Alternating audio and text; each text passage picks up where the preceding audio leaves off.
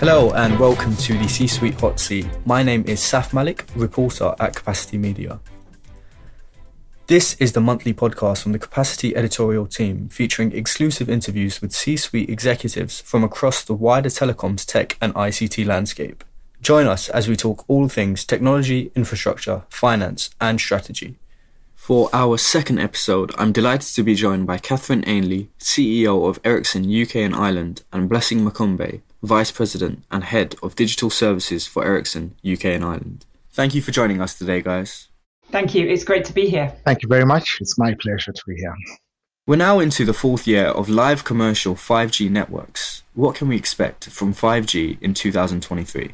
Well, I think 2023 is going to be a super exciting year for 5G. For us, it's going to be one of the years where we see standalone really come to life in the UK. And standalone will take 5G onto another level. I guess for me, there's a number of building blocks to get to the 5G that everyone thinks of. And clearly, the launches that we've had of 5G so far have helped us on that journey. But standalone is a massive building block. It's going to bring a step change in speed, but especially on latency. Probably Blessing, your best place to say a bit more about that. Yes, fully agree with what Katherine is highlighting. I think we are moving into sort of an idea where we used to have one network that was built for every single service we had in the telecommunications industry, and now moving into other capabilities, so different networks that standalone brings us. So we can expect to see some new features that will come with this technology, all the way from network slicing, and then some features that we have in the radio section as well.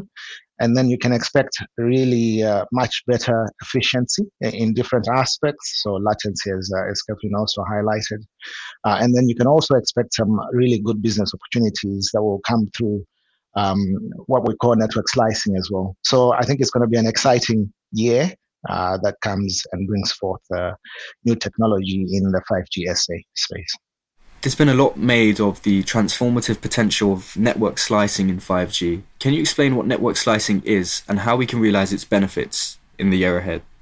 Yes, so I can try to start by a definition I would use in my head. Really, the aspect of moving from one network, creating multiple networks. So essentially, what we had previously was a network that would serve different functions and different use cases. So you would have a gamer, you would have someone who's using Netflix, all using the same network. But what we have now with this technology of network slicing is I can create a specific slice that has the characteristics of a specific user. So for example, a gamer is really interested in latency, so no lag. Someone who's watching Netflix is really interested in bandwidth, so as much bandwidth as possible. And you can start defining the network such that the characteristics of that network are available to meet the service that the consumer or the end user needs as well. I also like to think about it using, let's say, a simple example. For example, I'm from Zimbabwe. In Zimbabwe, we have Victoria Falls. Victoria Falls is a beautiful place. I would highly recommend you one day to visit. And in Victoria Falls, there are actually residents who stay there in that place. Yet there are lots of tourists that are coming into Victoria Falls. So what network slicing enables us to do is you can still create a slice for example, for Teams, for Zoom, for people who actually still are working on a day-to-day, and also create a different service for tourists who are interested in uploads in TikTok and YouTube. And then the characteristics of that network will be different, yet it's running on the same network. So I think you will have those type of benefits, in addition to enterprise-specific benefits as well that network slicing will introduce. One of the topics that we're very interested in at Capacity, and something that I've personally wrote about in the last few months, was private 5G. This is an area that's growing rapidly. What is the potential of private 5G networks in the UK, and how does Ericsson factor into this? So I think private 5G is one of the really, really exciting things about 5G, and the ability to create that either closed environment or sort of semi-closed environment for businesses, for organizations, or even potentially in a consumer world as well. And I think particularly we see this really taking off in manufacturing in the UK. So in other countries, it's particularly like mining or some of the big utilities. But in the UK, sort of manufacturing and ports seem to be the biggest opportunity. And where is it useful? I mean, it's anywhere where you need to connect things together, where you don't really want to use wires. And you need that connectivity to be really reliable and secure. So, for example, we're seeing it being used in ports such as Belfast, where you can track down things that are moving around the port, where you can manage things in factories. So we've used it in one of the factories for a company called Hyperbat that makes electric car batteries, where they can bring people together to work on things in virtual reality, even though they're not together. And then they're also looking at how they can take wires off the production line, so how they can literally make their production line much more flexible. So, really, it will really transform the way that businesses work. Yeah, I can also add to that, also highlighting basically from a technology perspective as well, what we're looking at. I think as Katherine highlights, there's a huge addressable market in this space. We're seeing some industries that are front runners, but you still have your oil and gas, your wind farms, different types of utilities, manufacturing, etc. But what we're also doing from a technology perspective is we essentially bringing in, if I look at Ericsson, bringing in our world-class technology and products into one box. By that, I mean it's a pre-integrated solution that comes from radio all the way to the core network that can be deployed on-prem, simple and easy to install, integrate into the rest of the network. So you get the capabilities that 5G brings. So you will have different types of industries requiring different types of services. The ones that need on-prem, not relying on mobility or use cases that need to go out of prem, will benefit hugely from a private 5G solution like the one I've just described now. And do you think operators will continue to invest in 5G during these difficult economic times? And why is it important that they continue to do so moving forward? Yeah, maybe if I take that one first, I think I'd probably turn it around and say, what happens if we don't invest? I think, it's absolutely crucial that we continue investing in the infrastructure. And it's not one of those things that you can turn on and off like a tap, depending on what's happening around. And clearly, times are tough at the moment for lots of people. But I think we've got to think of it slightly differently and think of 5G and connectivity as part of the answer rather than part of the problem. So it's a really long-term investment. You can't turn it on and off. Kind of once you start, we need to keep it on rolling.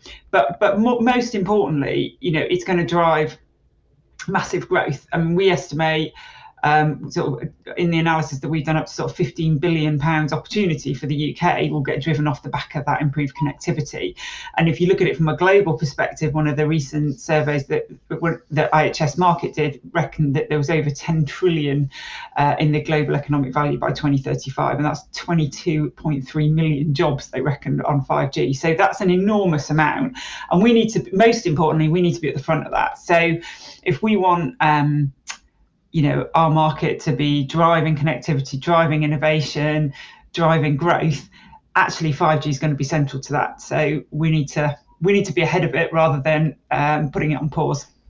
Yeah, I think just to add to that as well, gone are the days where the technology companies would be highlighting 5G. I think what we are seeing now is that the ecosystem is getting ready for 5G. So this is no longer an Ericsson or a supplier discussion. This is now the whole ecosystem coming to the party.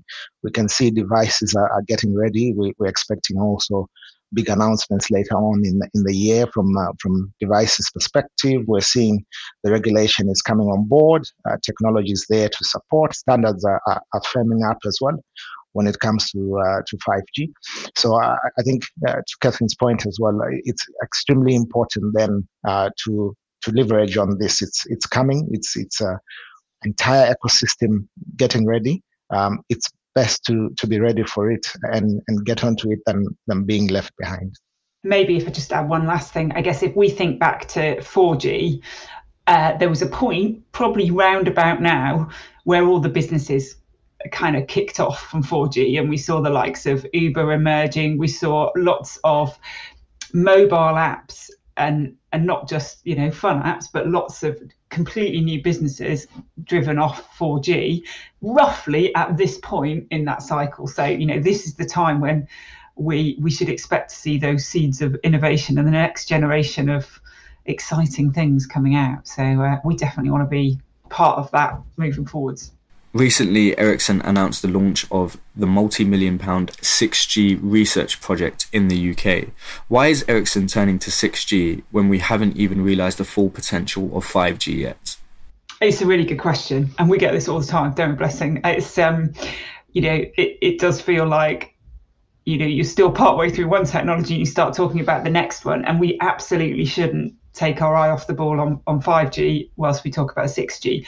But these development cycles, and in particular setting what the standards are going to be and the way they're going to work together, that is years and years in the planning. And we're already talking with MWC last week, and lots of the conversations were about actually we'll see those standards and ways of working and the technologies start to really stabilise and emerge over the next year or two, and certainly towards the end of the 2020s, that the 6G position will be set. So it's really important that we keep on that long-term development and investment to make sure that we both, as a country, I'm super excited it's in the UK, some of our 6G research, but we are also as a world kind of continuing to develop our connectivity moving forwards. Yeah, just to add to that as well, these technologies we have seen from 2G, 3G will take years. We're talking about 10 years in the making before you see the technology out with the front runners. And as Katherine said, there's a lot of aspects that need to be considered from standards all the way to actually developing the technology. So it's I think it's an exciting thing that we have a research and development team that starts going ahead, exploring what the future looks like.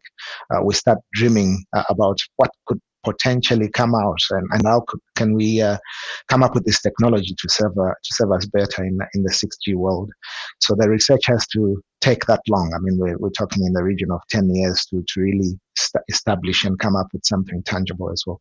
So it's exciting, and I think what really excites me is Ericsson has also chosen to partner with the UK as part of this research, and really leverage on the skill set that we have in this country in some of the areas that we've been leading for years, but then also partner with universities and different players in the ecosystem to develop 6G.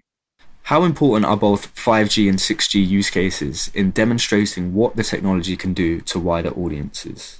I think it's really important. I mean, I think the big difference that we see with 5G versus some of the previous technologies is it's all about the ecosystem.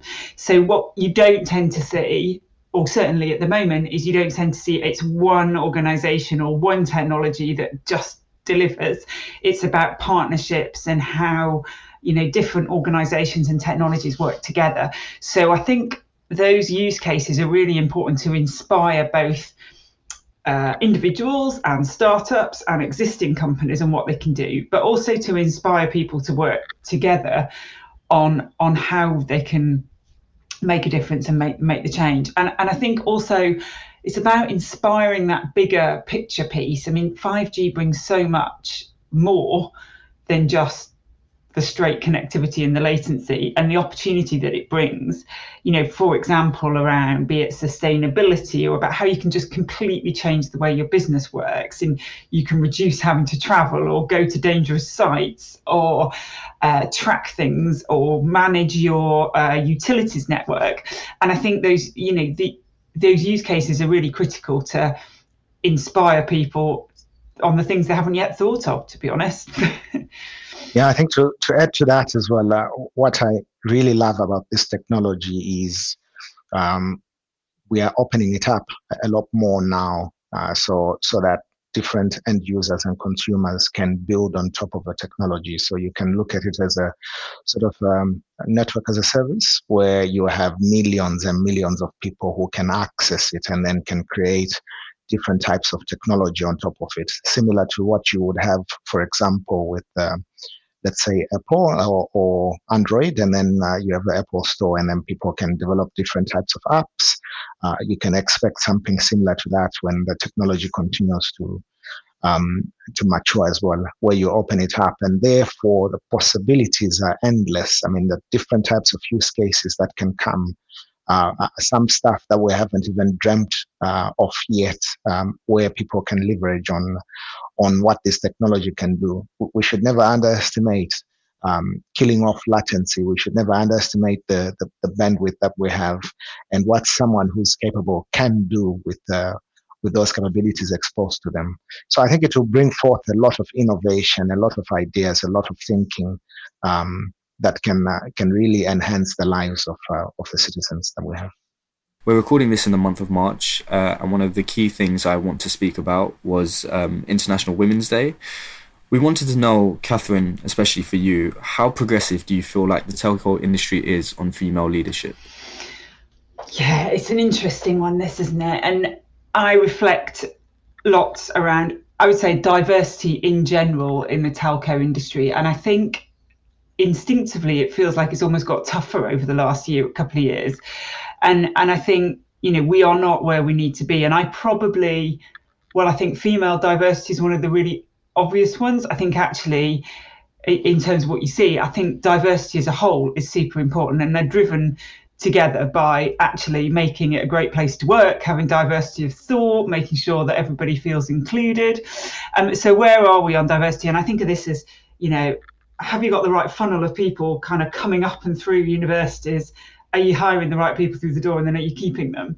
And I think, what I think is really interesting in the technology space is we're still not getting that diverse funnel of people coming through universities and schools, which means that it's really hard to then hire a diverse group. So I think my big ask is we need to inspire young people who perhaps wouldn't think of telco and technology as an area of interest to come into it. And we go out to schools, we do stuff. I went out to one school and I think there were about 50 people in the class, in the group that we were talking to, and there was one girl.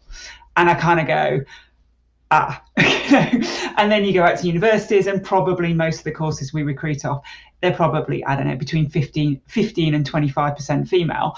And then you wonder why the funnel coming through, it's quite hard to find a diverse sort of recruitment funnel. So I think it's all about inspiring people. I think we also need to, then help make it a great place to work so that people tell others. And most importantly, we need to think more widely about who we hire.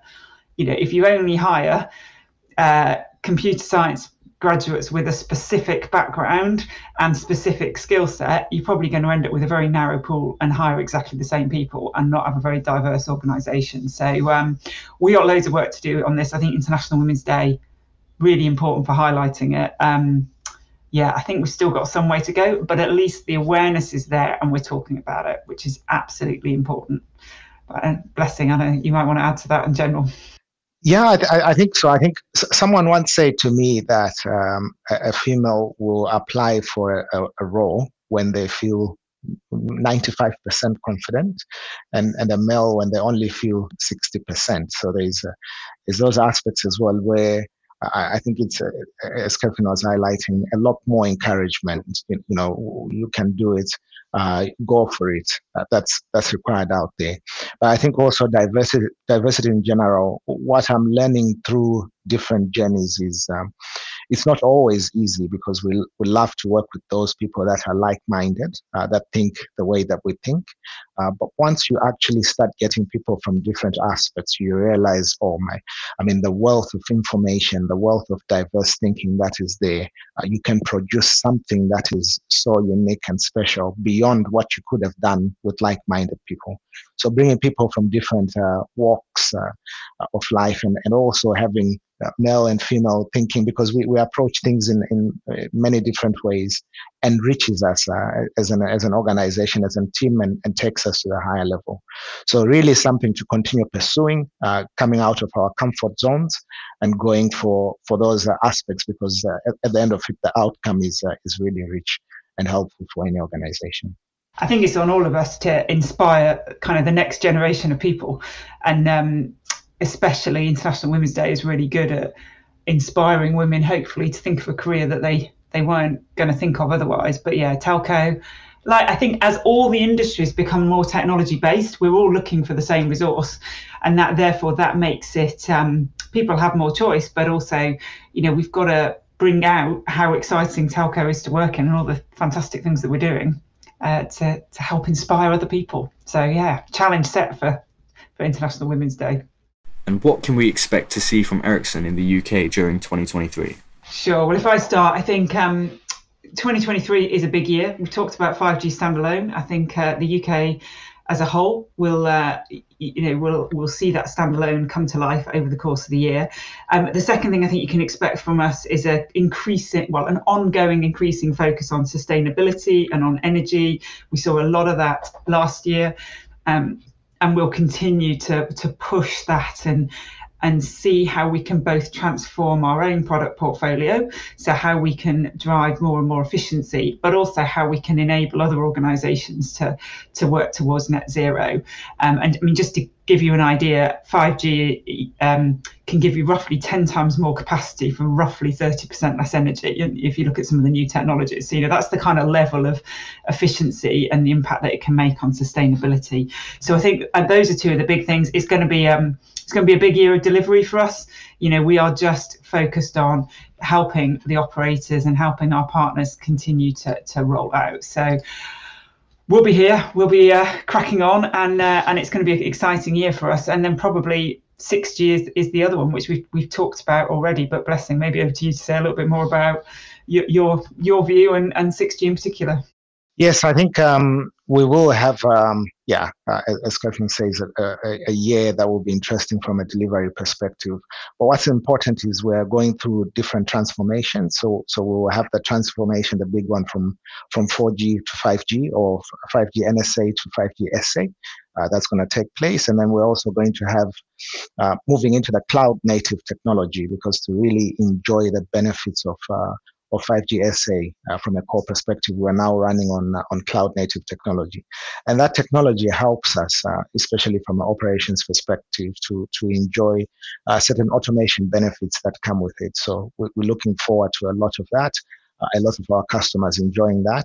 I think what is key for us is in everything that we're doing, we keep security at the heart of it as well, making sure that we address the aspects around that and make sure that the networks are as secure as they should and can be.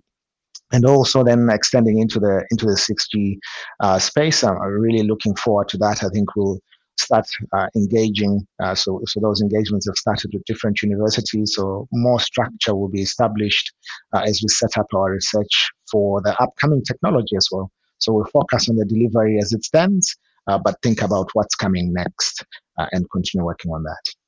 Katherine and Blessing, we really appreciate your time today. Thank you for joining us on the C-Suite Hotseat. Thank you. You can see more from the Capacity editorial team on www.capacitymedia.com or follow us on YouTube, LinkedIn and Twitter @Capacity Media.